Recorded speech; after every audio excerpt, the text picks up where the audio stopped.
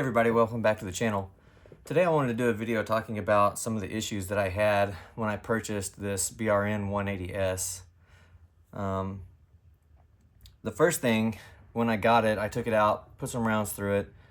I noticed that the dust cover rod right here was not captured on either side. So it just free floated and eventually worked its way out. Like you can see here, with just a few rounds, the pin would work its way out and then the dust cover would start to flop off. So I end up calling Brownells about it and let them know that, you know, I need these clips for either side. I need two of them. And the customer service lady that I talked to, she was nice and everything, but she had no clue what I was talking about. So she transfers me over to one of their gunsmiths. He knows what I'm talking about immediately and says that he's gonna have her ship me out some clips so I can put them on here.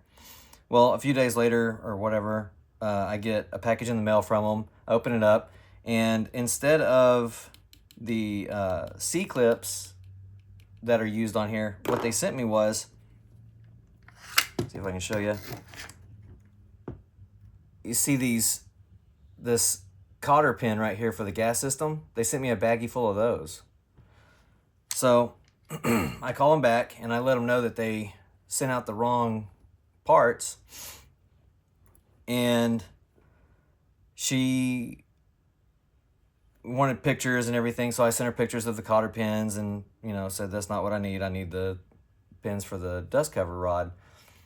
She basically told me, well, you know, we don't make this gun in-house. Primary Weapon Systems makes it. So you'll have to contact them if you want to get it fixed. So that was pretty off-putting, and I mean, I can't remember. I don't think I even contacted PWS. I was just like, whatever, I'll order some clips at some point. But anyway, I was using this gun for work, you know, for doing security work, for teaching shooting classes, for home defense, pretty much for everything, because I really liked it. When I went out and shot it, other than this issue, it worked great. It cycled it really well and never had any malfunctions as far as the cycling or being picky with ammo. It was accurate. It did everything great. I wish it would have had the 11.5-inch barrel instead of this 10 1/4 or 10.5 or whatever it is. But other than that, I really liked it. So as I was using it though, one day I noticed, I don't know if it was from pulling it out of my vehicle or just from slinging it on my back or something, but what happened was on this side, this rubber piece that's meant to be like a stopper, standoff for a side folding stock or whatever, it ripped off.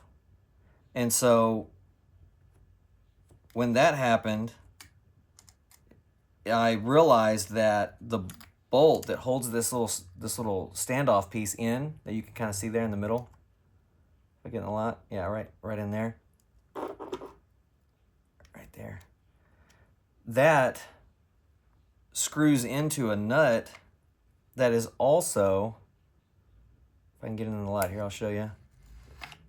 So the nut is right down here.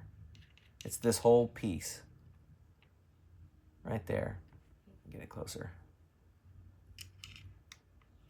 Right there. You can see where it screws in.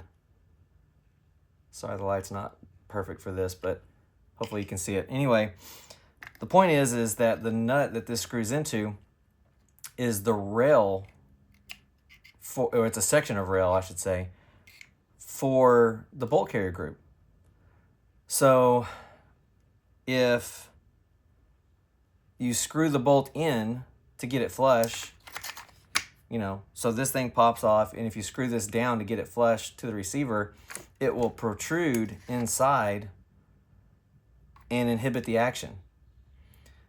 If you take it out, it won't run, it won't operate with that section of rail missing. So this completely useless, nonsensical item is completely integral to the operation of the system, which is the craziest thing I could ever thought of. I don't know, like, this was completely unnecessary to have on the gun in the first place. So to make it so critical to the operation of the firearm, I don't know what they're I mean, usually stuff from PWS is pretty decent, but this is really nuts. Like, I don't understand why they did this. It makes this gun one of the dumbest guns I've ever seen. This is a terrible design, which sucks because if it wasn't for this and if it wasn't for the dust cover issue, maybe the barrel length, if we're getting nitpicky a little bit, but other than those things, this would be awesome because it works great. Obviously, the issue that I have seen people talk about is, with the dust cover, if you don't use the dust cover, stuff can get down in here really easily. But as long as it's up, it's not really a problem. It covers up pretty well. So that's really not an issue. The issue is, get that back in there. The issue is that this rubber piece will come off on you at some point. It will. It will either dry rot, something, and it'll pop off. It'll rip off pretty easily, and then your gun doesn't work. So, I don't really want, I'd feel bad selling this to somebody knowing that this is a problem.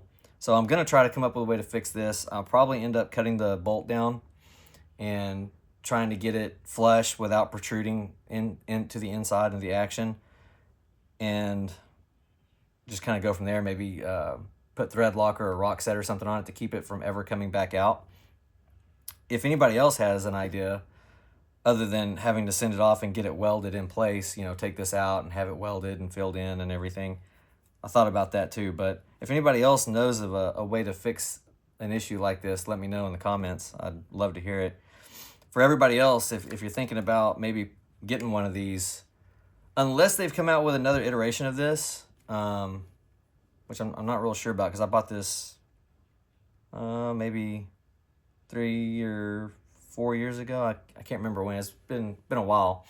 But if they come out with a new version that doesn't have that feature, maybe it would be all right. But if you're looking at these, especially in person, look for the clips to capture the dust cover pin, and look to see if this is still here, and if this is here, don't even bother with it because it's completely worthless. Anyway, I just wanted to throw that out there because I've never seen any other YouTube guys talk about this. I know those guys, they get guns sent to them or they buy guns or whatever, and then they shoot a few thousand rounds through them on a flat range, and then they do their reviews and everything, which is fine if you just want to see the features, but it doesn't give you like the actual experience of living with a gun. And so I just wanted to put this out there so that hopefully it would save somebody some heartache. Thanks for watching, guys. I appreciate it.